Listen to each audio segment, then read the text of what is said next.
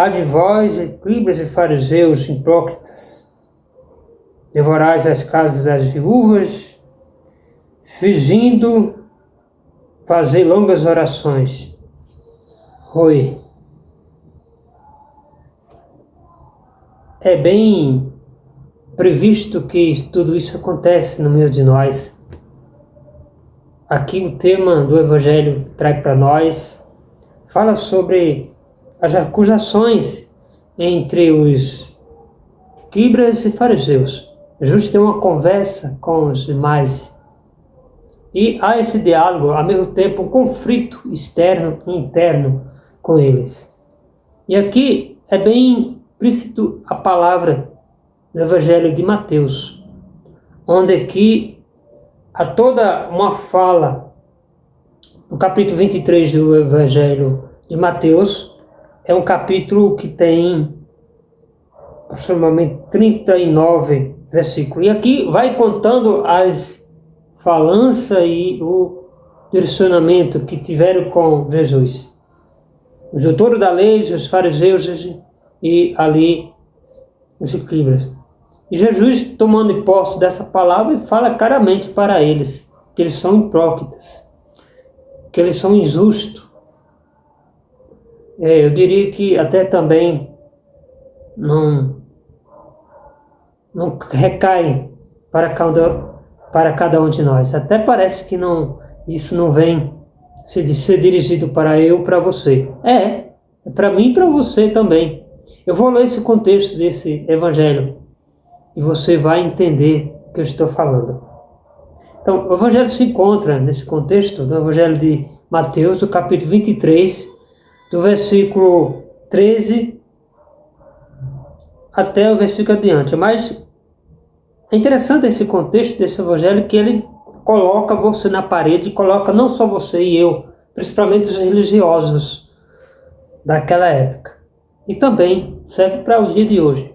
Ele vai dizer assim, no versículo 13: Ai de vós, escribas e fariseus hipócritas, vós fechais os homens, vós fechais para os homens o reino do céu. Vós mesmo não entrais, nem deixais quem entre os que querem entrar. Né? E sim, por diante vai dizer: Ai de vós, escribas, fariseus, hipócritas, devorai as casas da viúva, assim como eu estava falando.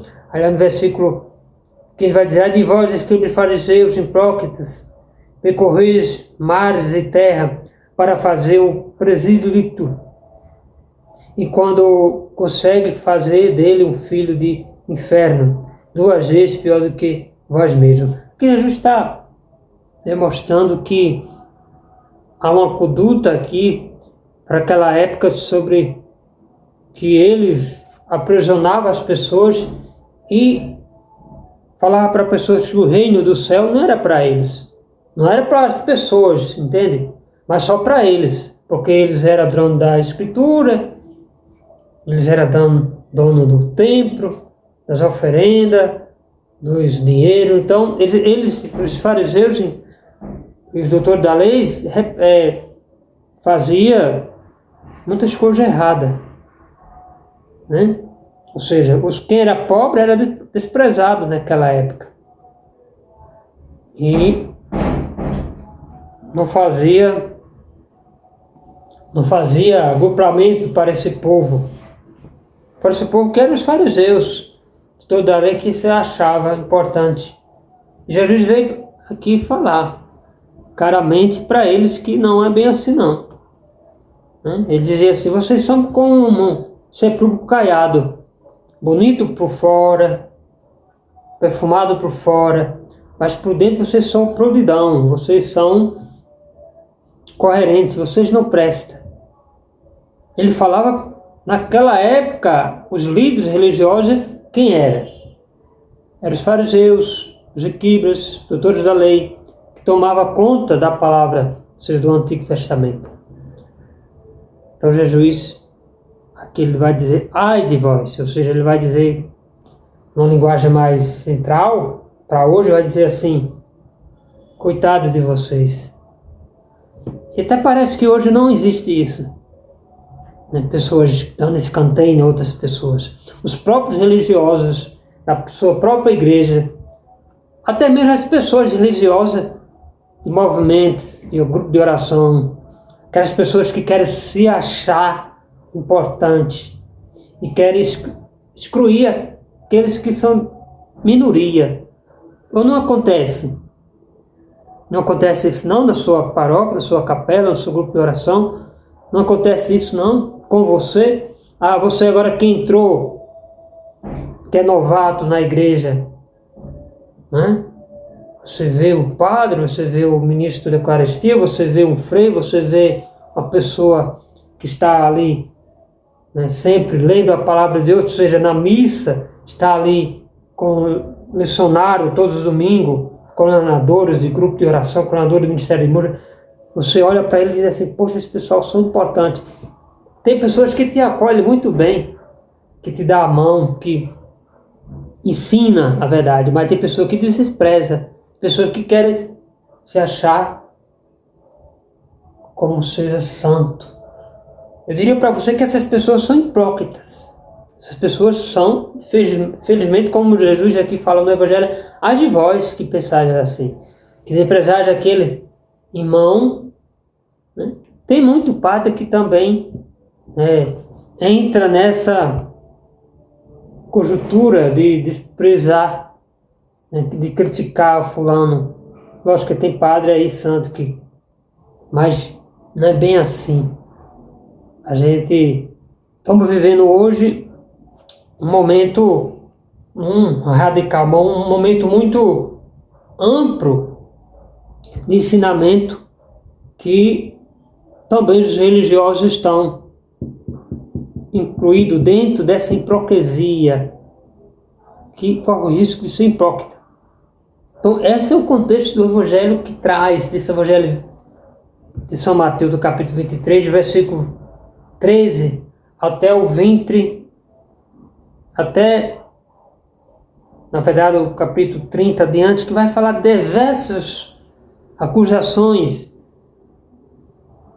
Não que Jesus fala para os fariseus, os hipócritas aqui, as acusações, mas que os próprios fariseus, saduceus, aqueles que olhavam com Jesus com crítica, falava para Jesus. Jesus aqui rebate essas críticas. Se serve para mim e para você. Nessa ocasião, nesses momentos que estamos passando, né? Tanto hipocrisia, tanto salutarismo, tanto pessoas que querem estar no pedestal, parece que quer estar sendo santo de imagem. Não me toque. Ah, porque fulano quer, né, se batizar, não pode, porque é isso, não é porque fulano é casado, não pode casar, porque é isso, não, porque fulano disse isso e aquilo. Não, porque aquela pessoa lá daquele grupo da renovação carismática, aquela pessoa do grupo dos homens, do terço dos homens, Mariano, ou da mãe rainha, ou aquela pessoa que é daquele movimento, é assim comigo. Pare de besteira, rapaz. Você está caindo no precipício de hipocrisia, entende?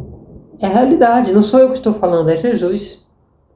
Veja só, quando nós percebemos isso, já é tarde demais. O que devemos fazer é pedir perdão a Deus, não olhar para trás mais e seguir para frente e ter uma vivência em Jesus e deixar que Jesus cure as nossas enfermidades, as nossas doenças. Dizer, Senhor, eu quero ser um homem ou uma mulher renovada de hoje em diante. Né? Isso por diante. Nesse contexto, eu vi um testemunho do irmão ontem, que ele